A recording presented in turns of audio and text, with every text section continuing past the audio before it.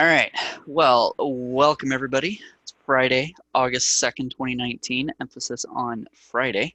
Welcome to MVP Office Hours. I am Dale Ziegler, and at least for this first little bit, I will be running this solo. We also normally have Jared Kingston here in Kansas City with me, as well as Jackie Trevieso in Charlotte, North Carolina. Jared, I know, was hopping in and out of some client stuff. Jackie is on some very well-deserved R&R. So for right now, you got me. You can get any information you could possibly need about MVP office hours, not only here in the States, but globally, and we'll touch on that in a minute, at mvpofficehours.info. And then these are our three Twitter handles here. Salesforce events. They are always all are going on all the time, all around the world, whether they are Salesforce sponsored or community led. So you can go to any of these sites. Admin.salesforce.com/all events will cover all of the Salesforce sponsored events. Customer success event calendar at that bit.ly. This one's a brand new one here. We advertised it on the last meeting because it had just been rolled out, but there's now actually a Trailhead event and webinar calendar, which not only covers both Salesforce and community led events, but webinars as well. So for those looking for virtual materials, virtual education, virtual conferences, it's awesome to see that Trailhead has put this out there. So definitely go there. And we will share this deck after, so these links will all be in there. Immediate upcoming Dreamin' events. I am super proud and happy and relieved, for that matter, to say Midwest Dreamin' next week in Chicago. I'm on the core planning team. We're excited to see at least, I think, 700 is what we might be up to. We either just passed 600 or 700, and our goal is to end up with the next 100 by the time all is said and done. 1 week after that in Denver, Daydreamin' at 5280.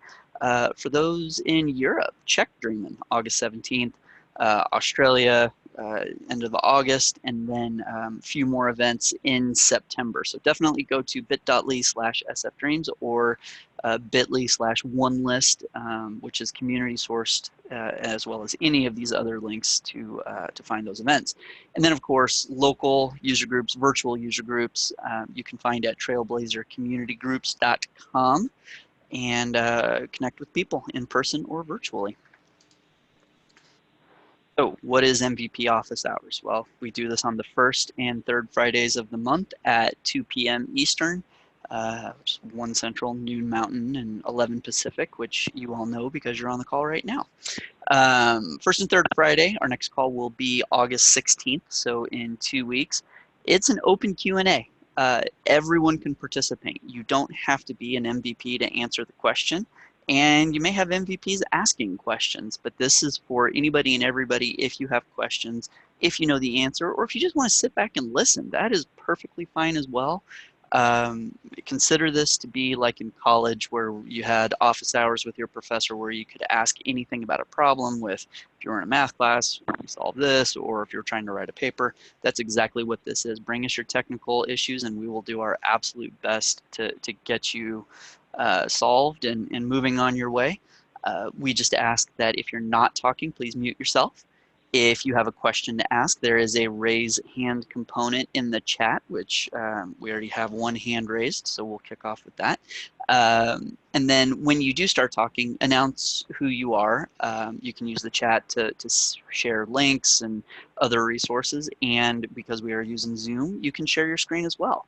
The only thing that we ask with sharing your screen is please don't show us a production org if you can at all help it, or production data, because we are recording this and this will be uploaded to YouTube. So just anything that you would not want to have publicly available, please be mindful of that. Either show us in a sandbox or in a dev org, or just in production is last resort.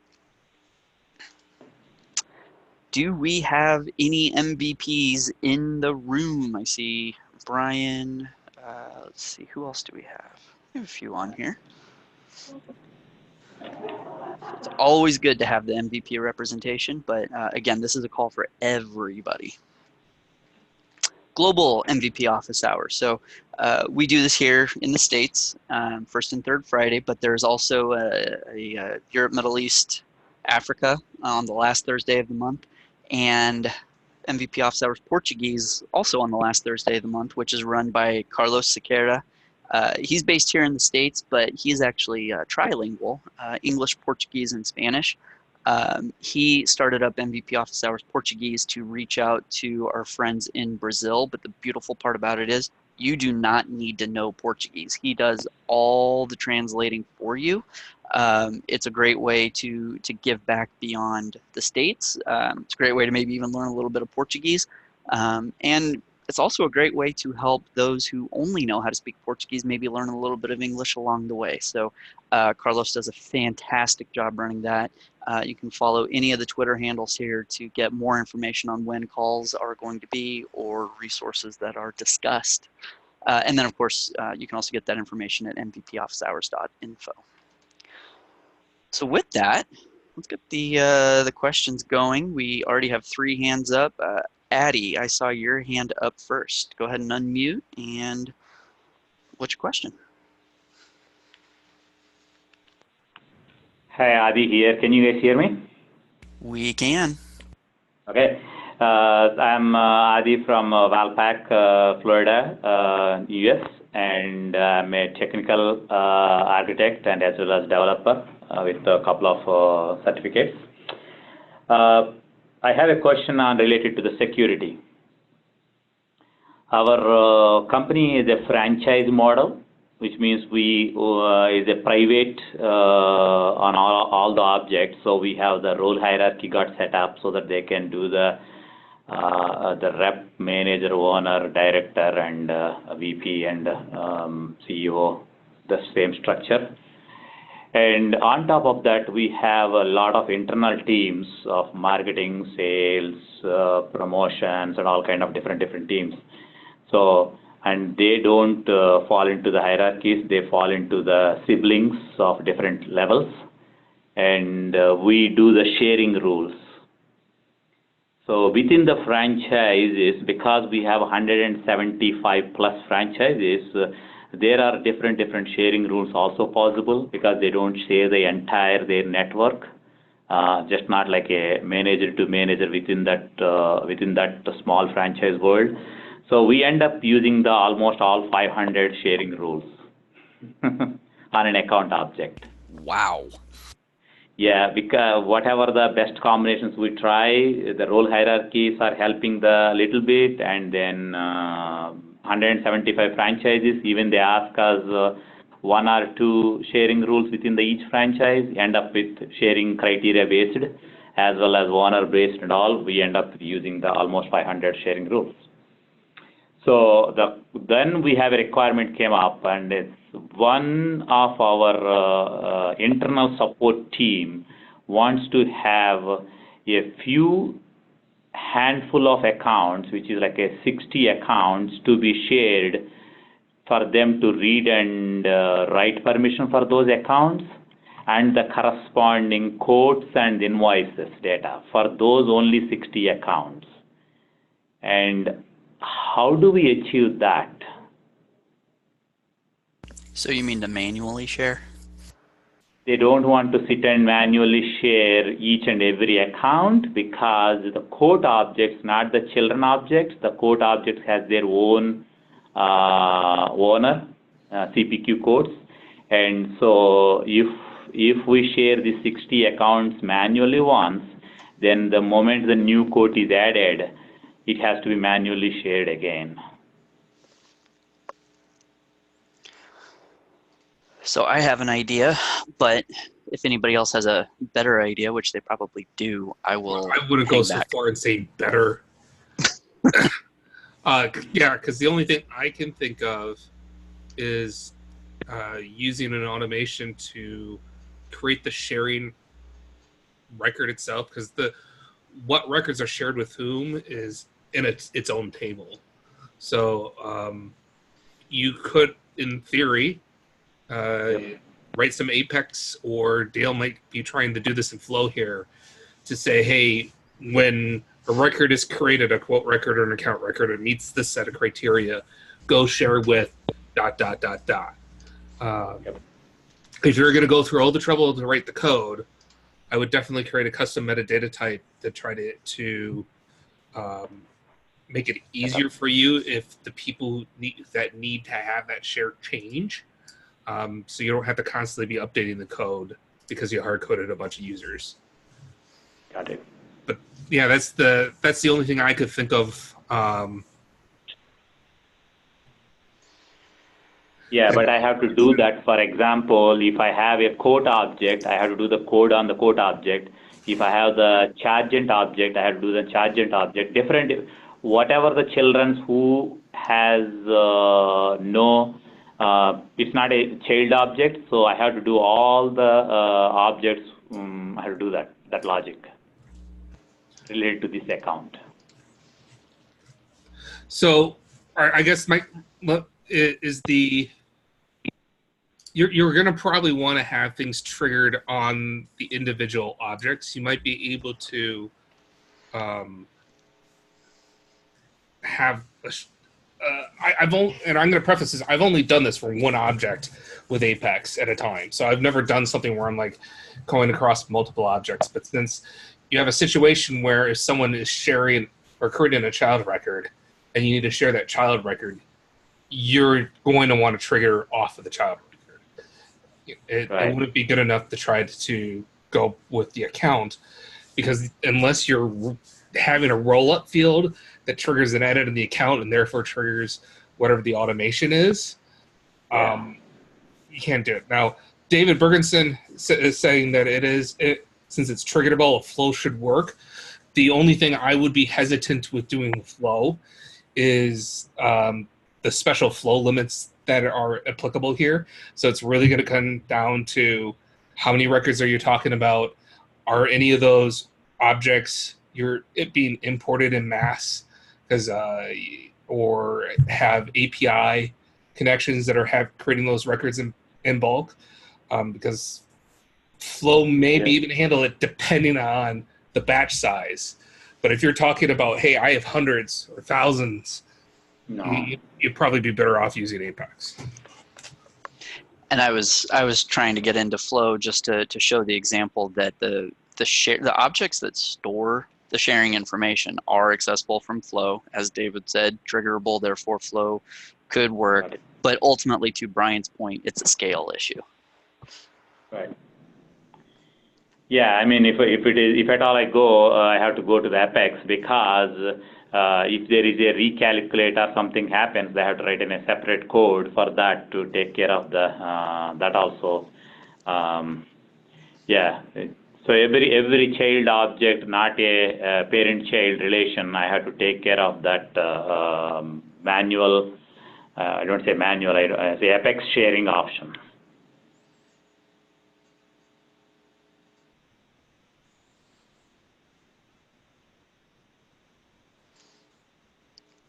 Is that a question or a statement? No, that's a statement. I was thinking that is there any way we can use the formula fields on the sharing rules? That was I was trying to think. Easiest way of doing that is throw a flag on the account object to indicate what accounts to share with this particular people, and then go to the child object sharing rule and then say where parents field equal to this or something like that. So that it automatically shared by sharing rules, so I don't need to write an Apex code for that. But my question is it possible to use the formula field on a sharing rule? I've never tried. I tried it. It doesn't showing. It's not showing the formula fields in the sharing rule filter criteria. So that would answer that from a sharing rule perspective, but to get into Apex sharing or anything else, I don't know. Yeah. I mean, we could have avoided the Apex sharing if that is available of that,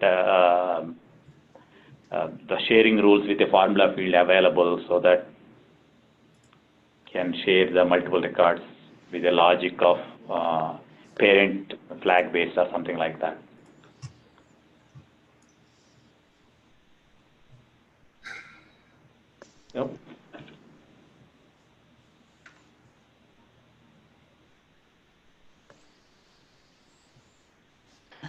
Well, I mean, yeah, I mean, definitely give it a try. I know it's a long way to go to give it a try, but that might be your best bet. Okay, thank you. Yeah, no problem. Tom gave us a link. Let's try that super quick before we move over to the next question here. Criteria-based sharing rules. It's an idea. That's which means no, it's not a thing. Okay. Thank you, Tom. All right, Jen, go ahead. Hi, can you guys hear me? We can. I have 3 questions. My first one is that I enabled opportunity splits, and now on my opportunity team, I see the owner showing up twice. Does that sounded bad? With Do no they option have? to delete either one. One has a role of owner, access level of owner. The other one has an access level of read only. And I don't know if that's something. Should I look for a hidden trigger, or is that a known behavior for when you enable splits? I will say that I would expect that you will have the owner as as an opportunity member, especially when you have splits. Mm-hmm. But the fact that you have two there does make me wonder if you have something else that's automatically adding the owner Okay. outside of that. Especially if that other one says read only. Yeah, which doesn't make any sense because that person's the owner of the opportunity. Mm-hmm. Well, and yeah, exactly. An Okay. owner wouldn't have read only; they'd have not read only. Okay. I'll take a look at that then. But that's not like a known issue with splits. Not that I'm aware of. No, I turned it on just 8 months ago to a year for a customer, and they didn't have that issue at all. Okay. Okay. My next question was I have a custom email field on an object, and I have a workflow that when that is changed, then it sends out an email. It does not work. I'm using isChange. I know isChange was supposed to cover if it's null and becomes populated. Anybody know why? Am I missing something? So technically, and Brian, Jared, correct me if I'm wrong on this, but is changed, it doesn't pivot off of null because null and blank are two different things, right? Okay. Yeah, the trick I've always had with isChange is if someone is creating a brand new record and fills in the field, that is not considered a change because it's brand new. Because it's brand new, right? Okay. Even though they filled something in. So typically, I always go through and find that that's what the issue is that it's going through and being populated when the record is being created versus I have an existing record and it's blank, the field is blank, and someone fills it in. I've always experienced isChange working in that scenario. And so to cover my basis, my criteria is always isChanged field or is new and field is not blank, is blank. Yeah, it's not blank. Equals false. Right. And well, not and just blank. if you're leveraging it to send an email and there's no email address there even there on new, it's not going to send an email anywhere. Yeah, so I was gonna do the new is fine because I could always do an or is new, and it's not is blank, so that covers the new. But the problem is that with isChange, it doesn't. I'm changing the value and it doesn't seem to fire. Would it fire if it's null or if it's blank? Which one does I thought it covered both.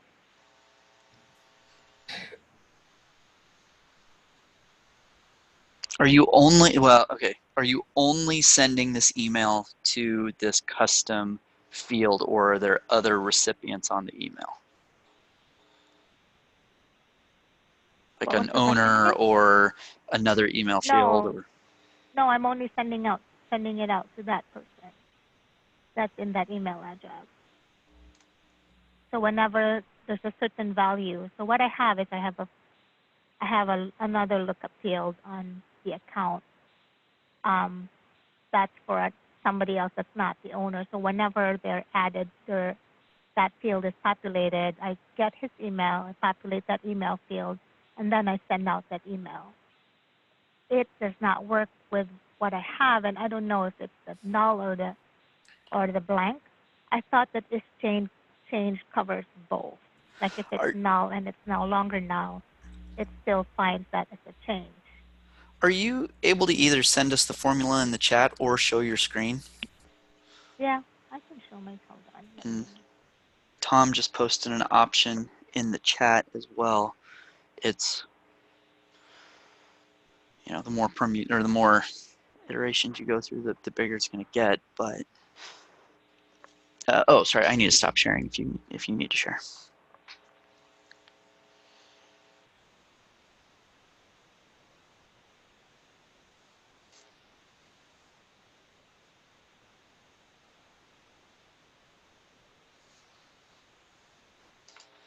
Can you guys see my screen?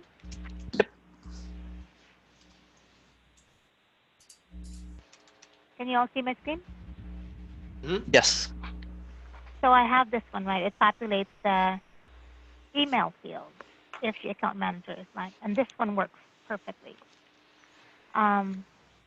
This is the one that doesn't work. I know it's not active now, but if I activate it, it doesn't work. And I just have it as exchange account manager email.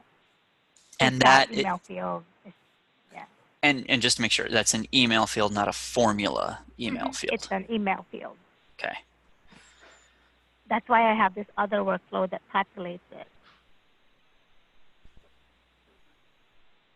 So this one populates the email field, which is an email field, and this one, when that email field is changed, and send out that email. And I have it as is changed, but it doesn't work. I got it to work once. So what you have is you actually have two workflow rules. One that's supposed to fill in the email, and then another one that says, hey, if that email gets changed, go do something. Yeah. When you are doing your first workflow rule that's populating the email field, do you have the option with the field up to reevaluate rules? So like if you click on the field update itself, so where it says description account click on that. Yes. See where it says reevaluate workflow rules? That needs to be checked, because otherwise what's happening is the field is being updated, but because workflow rules have already been evaluated, it's not reevaluating to see if there's any additional workflow to be fired. Okay. So what will happen is this rule would then update the email address and then say, okay, go fire my workflow rules again to see if there's anything else that's true. Perfect. Yeah. Okay. Okay. Thank you. And then my last question, I'm sorry, I didn't mean to hug, but this is my last question. You're good. I'm on Classic. Please can you all see I'm still on Classic. Let me just stop my share. Hold on a second. Okay. The only way I know when I have a child object to contact record, to the contact object, and whenever I create a new record on that child, I want it to redirect back to the contact record, not to the child. And the only way I know that is through a custom button. Is that the only way to do it in Classic? I know I won't need it for Lightning because I can actually create a child and never have to leave the master. But since I'm not yet on Lightning, and I wondered if there was a better way to do it than a custom button with a redirect. That's the only way I've ever known. Okay. I mean, yes, I'm stuck with the custom button. Thank you. No problem. All right, Marcel, go for it. Hello, can you hear me? We can. Okay, well, awesome. Got a question for the group. Currently, we are working with a AppExchange partner, a vendor, with an implementation, and both of the two packages that we've installed in our production environment have passed through the AppExchange Ready program and Salesforce's security protocol. I just recently granted them access from support, in the back end so that they could do some more work. And I came to find out they installed about 5 other packages that have not passed security, that are considered not passed AppExchange Ready. If everybody knows where that's located in install packages. So actually, I got an answer from Salesforce support a little bit earlier this morning saying that those packages haven't passed through security. So just kind of curious if anybody else has ever worked with a vendor, had an issue like this. So basically, I've killed their access to our production org until we can get their packages security approved. So anyway, I don't know if it's more of a statement or if anybody else has experienced this. This is the first time in probably the last 8 years I've been a Salesforce admin that I've ever seen this kind of thing happen before. But there you go. I guess there's always a first time for things. I have never heard of that. That is insane. Insane, Something right. on the AppExchange not being gone through security review? No. They're packages. They sent me 2 links that are actually approved. They came back in and installed some minor supporting packages that are not passed, which is totally uncool in my book. So I'm not about to have any kind of apps in our org that have not passed security rules, regulations through Salesforce. So basically, you told somebody they had full permission to sleep in your guest bedroom, and then they brought friends to crash on the couch. That's right. That's right. So anyway, there you go. Are they managed or unmanaged packages? They're managed packages. Managed? So so you can't see the code. Yeah, you can't see the code either. So that's the problem. They claim it's part of a larger package that's been approved, but I should have noticed. This part of this is probably my fault at the beginning because I didn't notice it. We gave them a clean sandbox to work in to do that, and they've been a pretty great vendor so far. But this threw up a red flag for us and said, "Hey, we've got to stop. Let me figure out what's going on here." They said, "Oh, our apps are Aloha approved." But for those of you that know Aloha, basically all that means is it's not taking up space in your org.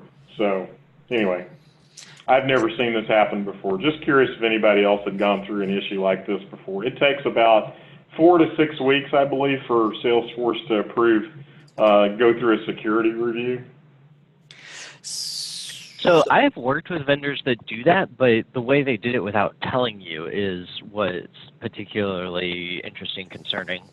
Like if there's a hot patch for some of the packages I've worked with, they may work directly to push that through before the hot patch, that new version's approved, or a hot fix. Right. But any vendor should let you know, hey, here's a new link for you to install. Hey, I'm pushing this update because of this issue we discussed. So the concept of it overall is not entirely out there, but them doing it without the communication, telling you why they're doing it, is a little bit more concerning. Sure, right. So out of curiosity, how did you discover that these managed packages had not cleared security review yet? Like, did you see it? I don't know if I tried to reshare my screen. I don't know if you can see the installed packages in my dev org, but how did you know that? Well, according to Salesforce support, you notice even Salesforce connected apps, the one that you're displaying there on your screen, that has not gone through a security review. It says AppExchange Ready not passed. Right, and this is for, I think this is because I have a Workbench. Right. Yeah, I also have that same package. but like, what other indicators were there? That's it. It just says it's not passed, and I was looking at the other packages they had installed, the other managed packages. Gotcha.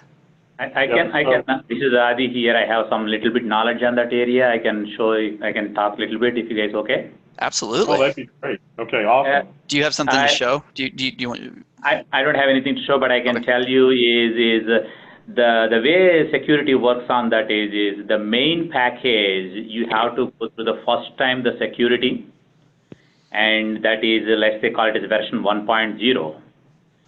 Then the vendor, or what you're calling as App Exchange provider, builder, he can go to the bug fix version, and he has a choice to say, oh, I can deploy this bug fix directly into my customer org, one specific customer org, myself, or with a request of communicating to the customer.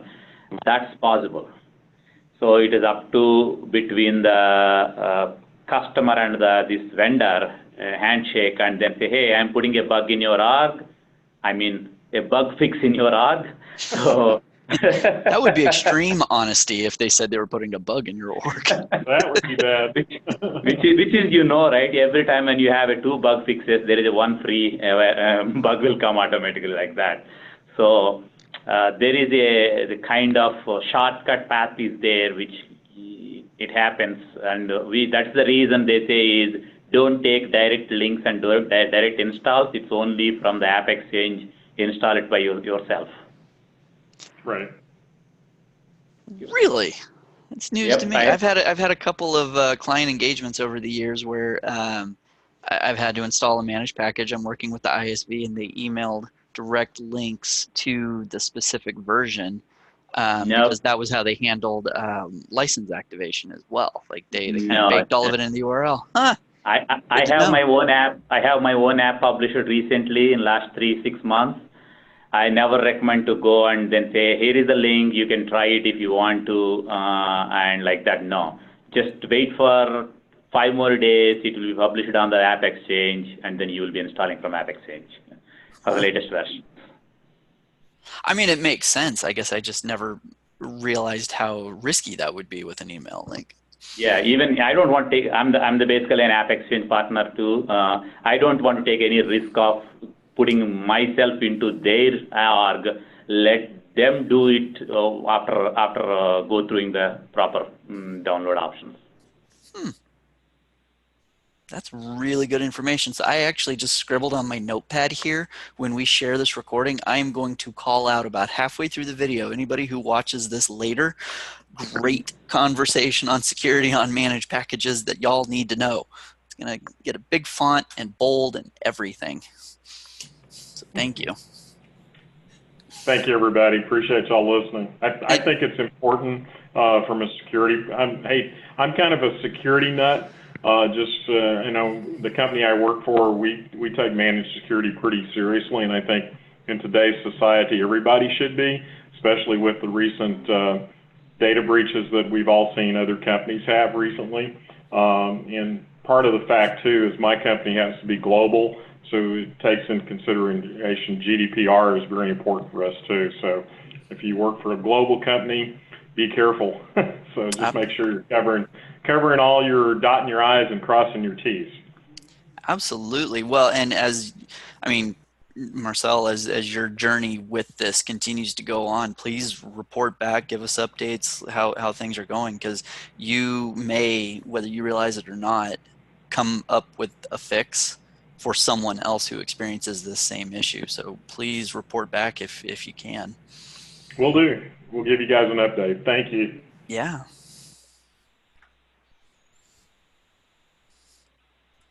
All right.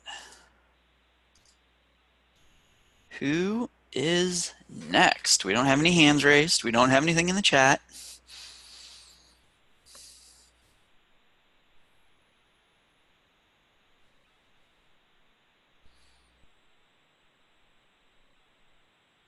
Just to continue that last conversation, there's things, you know, private listings that you'll see out there. Here's a link with a quick overview. And I think one that we all probably use pretty frequently, or at least I use it kind of frequently, is like this one. DLRS. Yes. And so DLRS is a similar example where it is not, has not gone through security review. And so you see that this listing is private and cannot be found by searching or browsing the App Exchange. So it's more common than you would think. I mean, the part of them installing it without letting you know or talking with you, as John was saying, that part's not cool. But the nature of unlisted packages and private packages, they're pretty common, actually. Mm-hmm. Well, and DLRS specifically, like Andy Fawcett, who developed it, I mean, nicest and most well-intended app in the world. Like there's not going to be anything nefarious, no bugs. Like he did this right. But yeah, to your point, it's a private listing. Didn't have to necessarily go through security review, and because it's not because it's down that path, what happens if he stops maintaining it? Somewhere in the future, there's going to be functionalities that get retired, and then the app is no longer applicable versus managed packages that have been through security review and all of those paths, they have to keep up.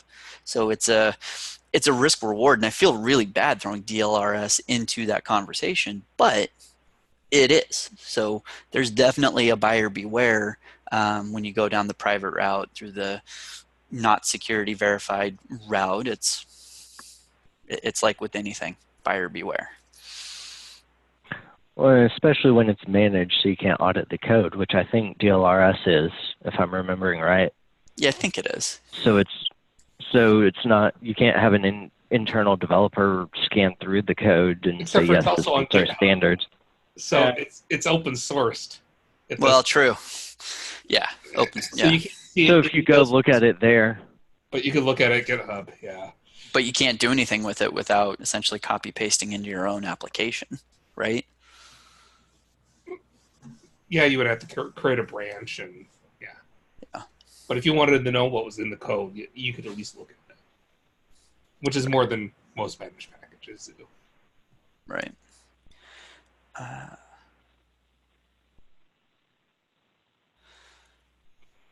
All right, so James threw a question in the chat. I've come up with a way to get a list of scheduled reports with their schedules. I'd like to make it available. Is it a Visualforce page? Or it is. God, Dale Reed. It is a Visualforce page and controller. Suggestions for making it easily accessible. James, if you can unmute, you want to speak a little bit more to that?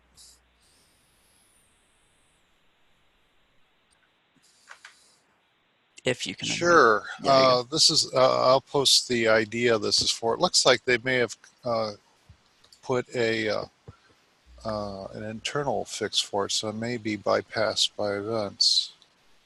But what they have is an API call that does this.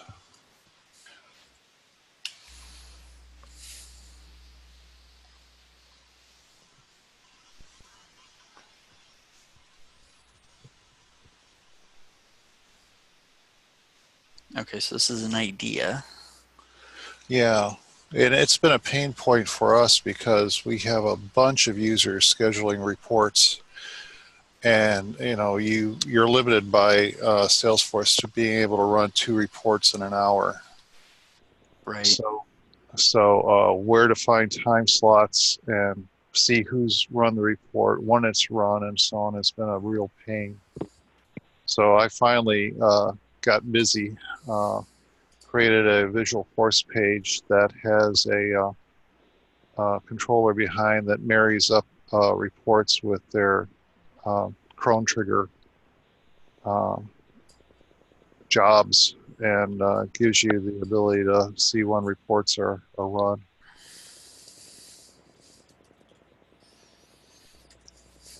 I'm flying blind on this one. Yeah, this is the first I've seen this update on this bug. It's been out there for like 8 or 9 years, for the idea. So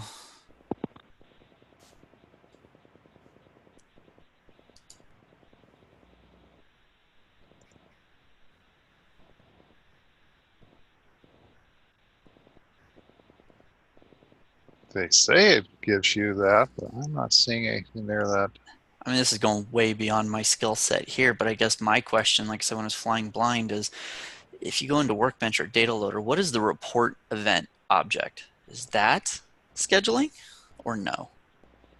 And would that be helpful to give you more insight?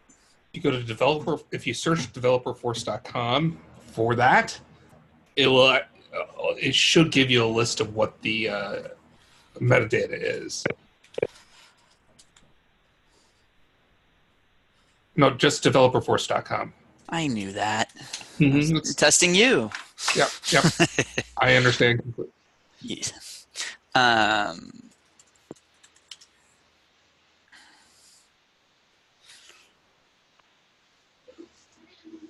Yep, that very first one.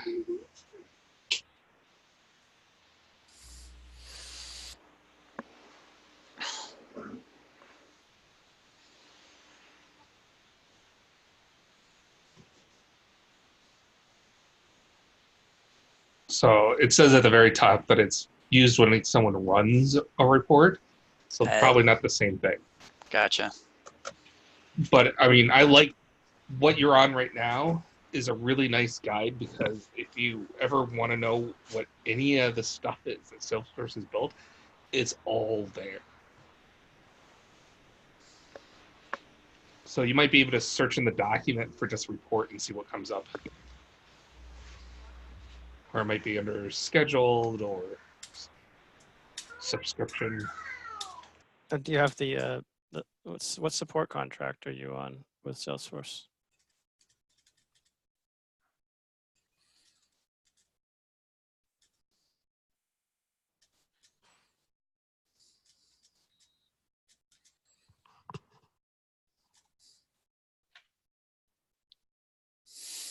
I'm guessing no. I'd asked them before about different reporting stuff, whether I could query off process builders, and etc. Yeah. And there wasn't a lot of support. Maybe checking. And I got a confirmation from the support on that. Yeah, it's all in cron jobs. Try the cron trigger object. CRON trigger. Yeah, and I can show you what I've come up with if anybody's interested. And would like to I'd like to roll this up into something that someone could easily install as an app or something. I've not done that yet, so if somebody has a quick how-to for creating an app that would allow me to distribute this and make it available to other people, I'd like to contribute to the community. Do you have something that you can show right now if you share screen? Okay, here. I'm stopping. Because I'm fumbling around some unknown territory when you start talking about cron. Yeah. So let me see. Yeah, I'll share the window here. Let me know if you can see it. Not yet. Yeah, it's taking its time. There you go. Nope. No, that's... Got too many apps running, so it may take a moment. I still have a black screen myself. That's Jen. Oh, no, that's Jen's screen. What? That's weird. Hey, Jen, are you seeing anything that says you're sharing on your end? Oh, Jen may have dropped off the call. Yeah, it's slowly coming back. Okay, there we go. All right. So I've set up a Visualforce page, and it shows the cron trigger job and the report, and you can drill into the report. It's got the name and all the goodness surrounding the report, including the cron trigger record. So it's we're finding it really handy in-house, and I set it up so that as a shortcut you can do mode equals XLS, and it flips it into the Excel mode. If I can open it up here. you get a spreadsheet and you can do some more slicing and dicing on your schedule. So you can see here, you've got your time, run time here. You've got days of the week, and it's just been really well accepted by our business users that are trying to figure out who's been running reports. The one thing I asked Salesforce support is in Classic. This is running in Classic. We don't have Lightning turned on yet. Is there a way that we can find out who the running user is and who the recipients are? So we don't have a way to do that in Classic according to the Salesforce support, but basically this scheduling information is available on the cron trigger here. So you can see here the weekdays 1 through 7 is every day of the week. 2 through 6 is work days, and even here you've got 3, 5, 7. This is directly out of the cron trigger. I parse the cron trigger expression for the when it's scheduled. So you can see when you go in here, look at the schedule report future runs. It tells you, well, let's see. I thought the 357 it would show you the days. That's weird. I thought it showed something different.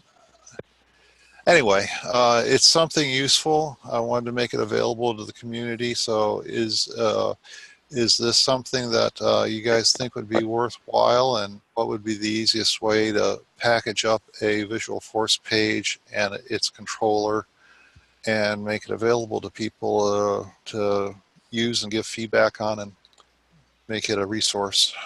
I mean, I think the easiest way to GitHub, or if you're able to package it up in an unmanaged package, going back to our conversation earlier, and then you where you would host it from like a dev org, definitely not your production org, but you could then share the link to that unmanaged package with those who you trust to install it and give feedback.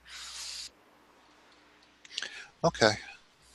Well, I'll do a little bit more work cleaning up a little bit, but just wanted to make it available. But if anybody wants needs it now, I can send them the Visualforce page and controller.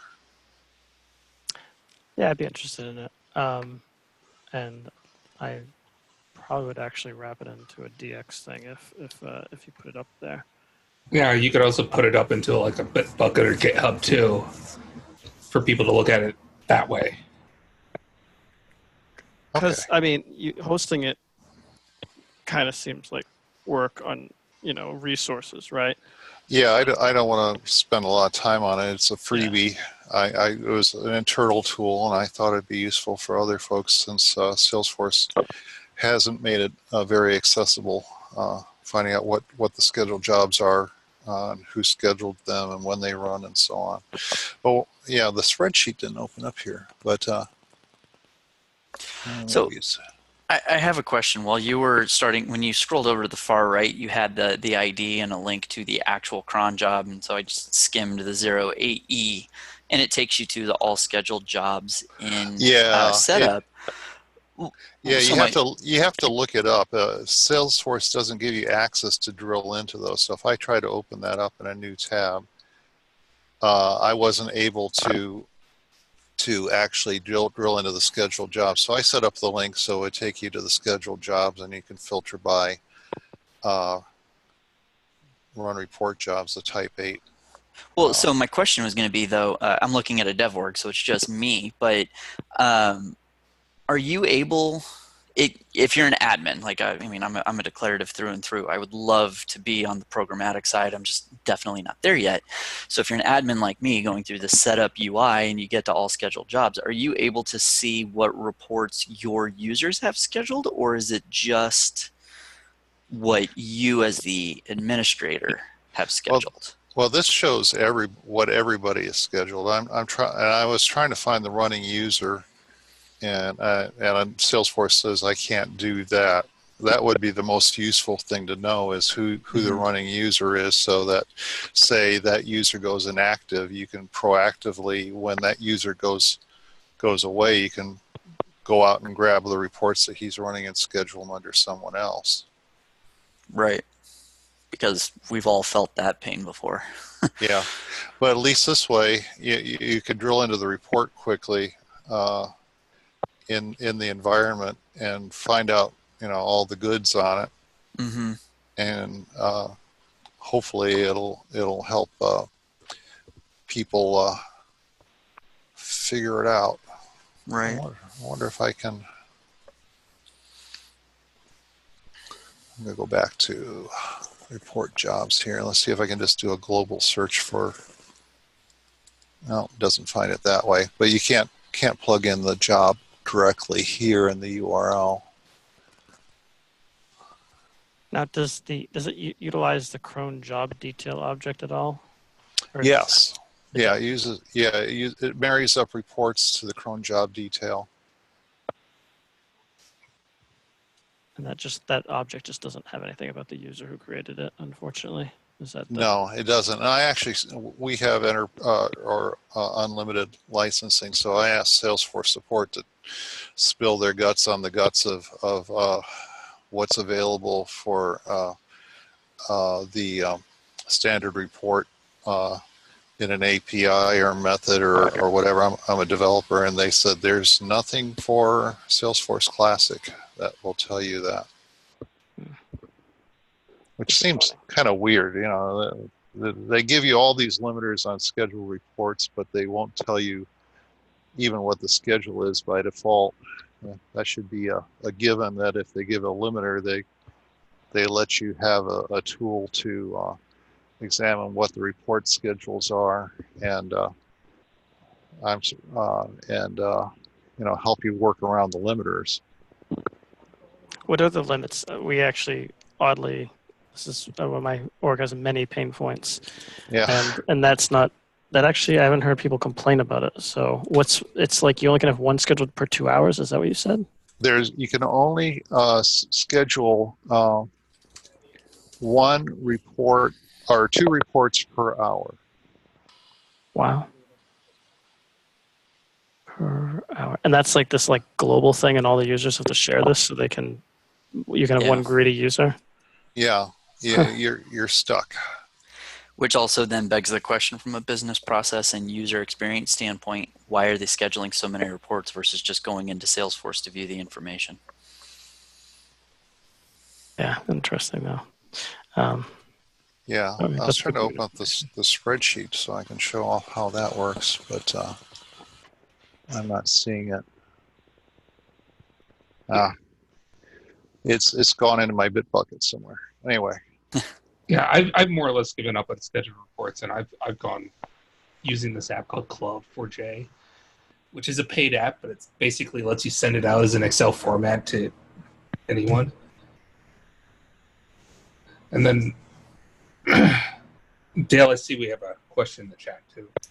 Right. But this and tool, a hand raised as well. But yeah. This tool will let you also look at scheduled Apex and stuff, right? Like it'll do kind of everything if you tweak it slightly, right? Well, you could take the controller page and beat on it to work with any object. The controller right now is filtering only for the way it works is it looks at the cron trigger and detail and pulls out those that are of type 8, which is a scheduled report, and then queries the reports that it references. There's a field that is not very descriptive, but actually is the report ID, and then it builds a list of the scheduled reports with all the data in a map and presents it in the Visualforce page.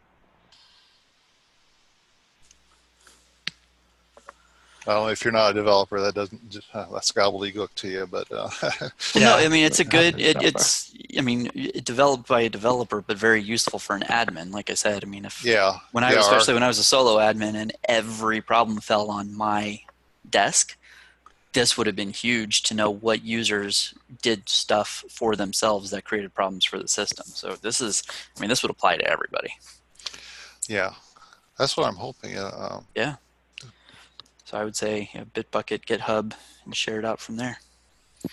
Okay, well, I'll work on that. But if you put your contact info in the chat, I'll send you the files. They're not very big.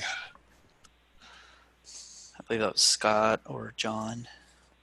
Yes, it was me. Sorry. Yeah, I would, and as extra credit, I might bundle it up into a DX package. So there's like those new type of packages, which are kind of in between managed packages and open packages. So, might be able to give people two ways of consuming the thing, but that might be helpful to people too. Yeah, but as a developer, it would be nice if I can get credit for it somehow too. So, Sure. Yeah, I mean, I think you should just post it on GitHub, and then you're the author, and then just anybody, just allow people to. If you post it on GitHub, whatever changes, I just post to GitHub. You're the author. I get credit for any changes I make. You, of course, have credit for the actual project. That would, in my opinion, be the best way to control your idea, etc., and to get credit for it. So I would say when you do get that bundled up, throw it on MVP office hours on the Trailblazer community group there, and then you can go from there. Yeah, right. I'll post it to the bug or to the idea as well. Awesome. All right, Aaron, you have that was all awesome stuff. I think everybody can benefit from. So excited to see it. Aaron, you have been super patient to have your hand raised. What is up?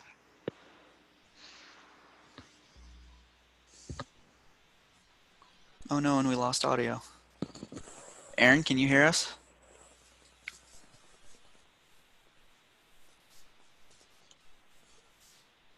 Oh, I don't know if she got cut off or what, but we can't hear you, Aaron. It looks like your audio control got lost on this.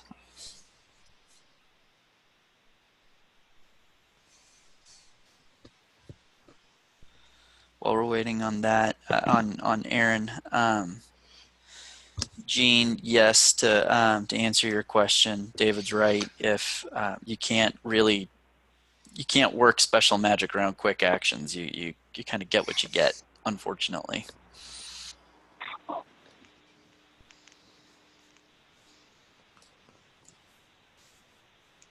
Aaron is looking to install Click Deploy. Oh, he's sending this to me privately. So Click Deploy. Is anyone using the tool Click Deploy?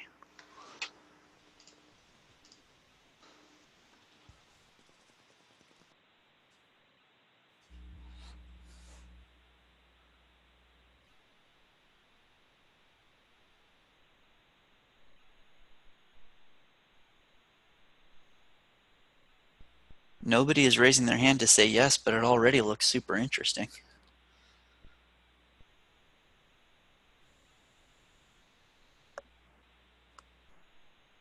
We evaluated it, and we decided to stick with GearSet as a more feature-rich alternative. Gotcha. Was there anything about Click Deploy that swayed you to GearSet? There wasn't anything about it. I would say the feature set of Click Deploy is more aligned with like the free change set helper Chrome extension. And it doesn't have all of the things that GearSet has, like commit to Git, org monitoring, rollbacks, SFDX integration, and all that type of stuff. So just comparing them side by side, I thought you could get many of the features that are in Click Deploy for free via that Chrome extension. Gotcha. Aaron, I don't know if you heard any of that, but there's that. And then she's also asking, is anyone using Kapato?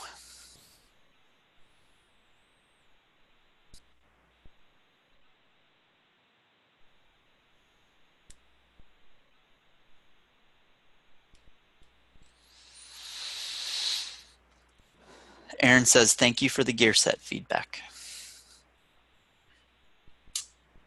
Yeah, I would say I use gear set too. I've looked at the others, and they all do something similar. I just kind of like the way gear set handles it, so it's kind of, I think it's really down to personal preference.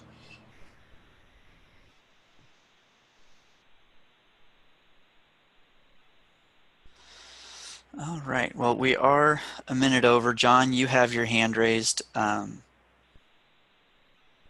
Super quick. Oh, Aaron, does gear set charge per branch, or is it whole package? It's whole package, right? Yeah, it's actually a completely different licensing scheme. So you can have one license of gear set to do all your deploys. It's tied to a user of Salesforce. But once you have it, you can use it for lots of different things. So like I work for a consulting company, and it's the choice of how we deploy for all our customers. So it's not org-based. It's really just tied to your one Salesforce user, and you can hook up as many orgs as you want to it. Right.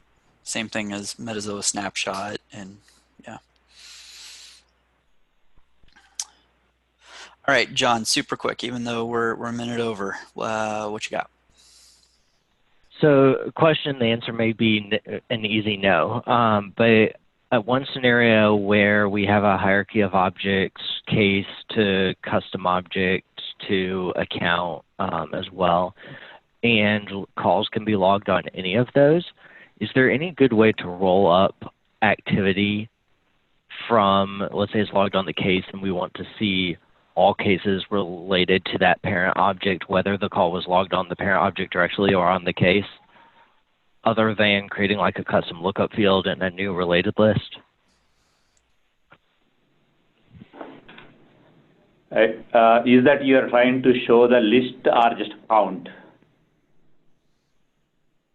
So if there's a way to show that activity in the Parent like object. activity history, and I think like contacts and accounts has this natively, like if you call a contact on an account, then it shows the activity on the account. Is there a way to recreate it, or is that just special to those standard objects? That's just a little bit of wizardry that comes natively with those objects. Because if you have multi-child records, I have I was just trying to post a link on the chat, which helps us to show the multi-child relations on any object. Is that the Lightning Dynamic Relational Data link that you sent? Correct. So that really helps to, you can relate any data into any object and show a list on the screen. Because he says is a case to custom object to account, you can show the list on that account or any child data. Awesome. I'll definitely take a look at that. And we'll share that link also in the deck once I share it later this afternoon or this weekend. All right, that was a really great session. Thank you, everybody, for jumping in. That was a lot of really, really, really good stuff. As I mentioned, we will. I'll get this. We'll get the recording uploaded to YouTube. We will share out the deck with all the links, either this afternoon or, let's be honest, this weekend. But don't forget to register for the next call, which we actually have a bit.ly for it, bit.ly/MVPOHUS. The next call will be Friday, August 16th, 2 weeks from today. And so we would love to have you on the next call. Thank you, everybody.